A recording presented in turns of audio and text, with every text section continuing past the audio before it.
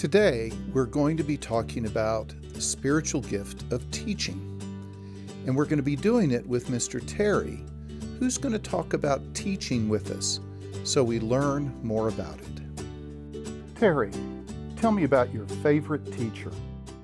My favorite teacher?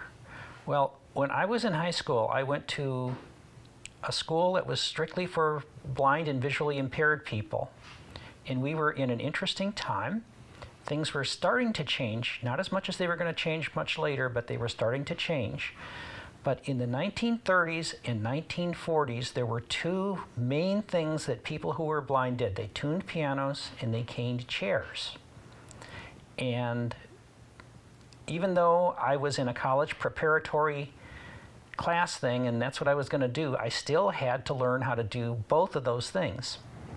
And my favorite teacher was my piano tuning teacher. His name was Mr. Manley, and he was also totally blind, and he had managed to support himself in the 1930s and the 1940s by tuning pianos in his little Georgia town down south.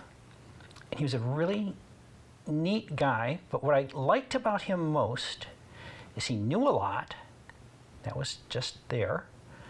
But he was one of the few teachers who never used shame on me. He never told me how bad I was. He never yelled at me. If he ever did yell at me about something, he would apologize for it immediately because he knew he was really kind of yelling at himself. And he was like that. And what that made me do is I worked much harder for him than I ever worked for anybody else. I wasn't very good at piano tuning. I don't have a really good ear for that. Marcy has an ear for that, but I don't have a really good ear for that. But I did the best I could because I didn't want to disappoint Mr. Manley.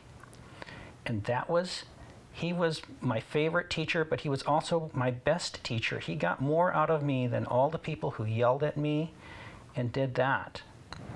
And that was really interesting as I thought back about teaching. He was my favorite teacher, formal teacher of any of the teachers that I've ever had. Terry, how do you see yourself as a teacher today? Oh, that's an interesting question.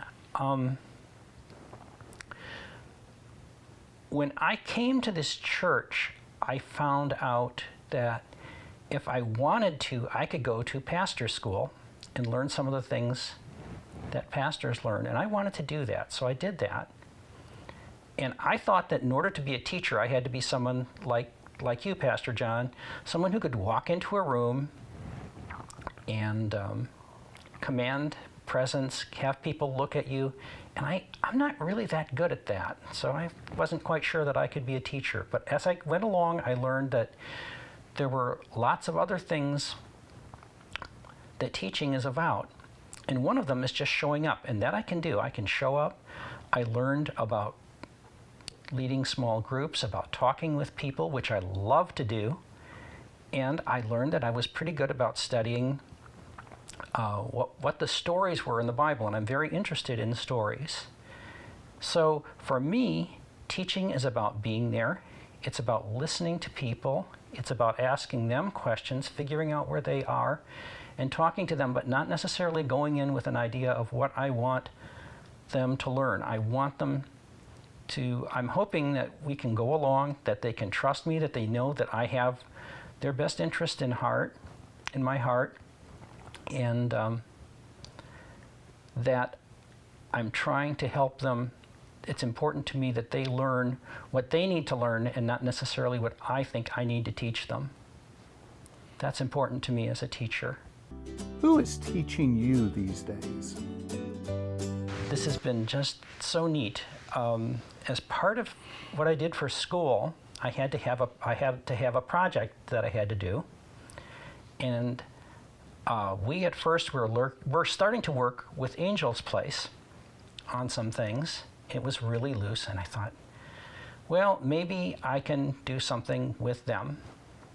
So I made some phone calls, talked to some people, and I started out by doing a small group at the Chelton home. I showed up, and I didn't know what I was going to, I kind of knew what I was going to do, but I didn't know them, they didn't know me, and they also had the guys from Longcrest there. And so I started doing kind of a small group with them. And the people that I learned from, the people who really showed me a lot about how to do it, were Roseanne and Brittany. And I was able to talk with them. We have lots of emails. I've saved them emails going back and forth about when I should be there and what I can do and how it went and all those kinds of things. And they taught me a lot just about how to be and to be relaxed. And they were so happy, and the guys were so happy to see me. And then as we went along, we got Marcy involved doing music, which was fun. And then it's turned into even more homes. So now Marcy and I are doing 4 homes. And we're not doing a formal teaching thing. A lot of times I will come in to some of the homes and explain what we're going to be doing at Rejoicing Spirits. And I explain that so that some of the guys can be ready so that they can compete with Teresa and maybe Ryan on what the answers are, what the questions might be. But that's about as far as I take it. But I've learned a lot about how to do that. And again, it wasn't from what they told me, it was about how they were. I watched how they interacted with their guys. I watched how they treated them. I watched how they were. And I've learned so much from them, from Dassey, from the women at Linwood, and from other people at Angel's Place. But again, I haven't sat down and they haven't said, this is what you need to do. I've watched what they do and how they do it. And that's how I've learned. And if I can be half as good as those guys are, I'll be awfully good. How could everyone here this afternoon be a teacher? Well, I think we can all start by being who we are,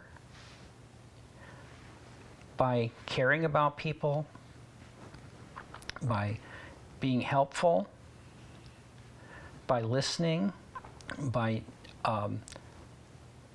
not trying to be more important than somebody else, by not trying to push other people around, by doing the things that we're trying to do to follow Jesus. And the reason I like to be here is because we work really hard at that. All of you do. And it feels really good, and I love being around it. And I've learned a lot from all of you about how to follow Jesus just because we're working at it together.